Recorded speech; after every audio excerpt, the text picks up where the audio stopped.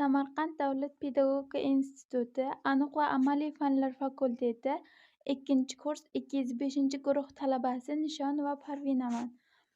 Mavzu: algoritm va dasturlash fanidan saralash algoritmlari mavzusi. Bu mavzuga kelsak, saralash algoritmlari haqida umumiy ma'lumot. Ular ma'lumotlar strukturasi, shakllantirish va qidiruv jarayonini tezlashtirishda muhim ahamiyatga ega. O'zaro ta'sirli algoritmlar ma'lumotlarni bir-biridan almashtirish asosida ishlaydi. Bubble sort, Celestion sort va Interision sort kabi algoritmlar ushbu toifaga kiradi. Bubble sort oddiy va tushunarli saralash algoritmlaridan biridir. Bu har bir juft elementni taqqoslaydi va kerak bo'lsa ularning joylarini o'zgartiradi.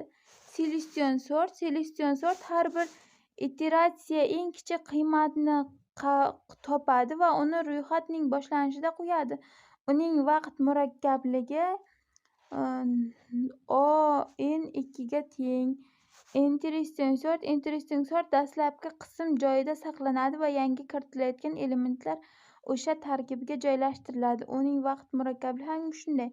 Bo'linish algoritmlari. Bu bo'limda bo'linish algoritmlari ishlash prinsiplarini misollar bilan ko'rib chiqamiz.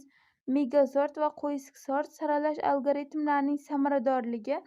Saralash algoritmlarining samaradorligini baholashga vaqt murakkabligi va xotira murakkabligining asosiy sarfi va ko'rsatkichlaridir. Ularning tanlanishi va qo'llanilishi turli shartlar ma'lumotlar hajmini ko'zda tutadi.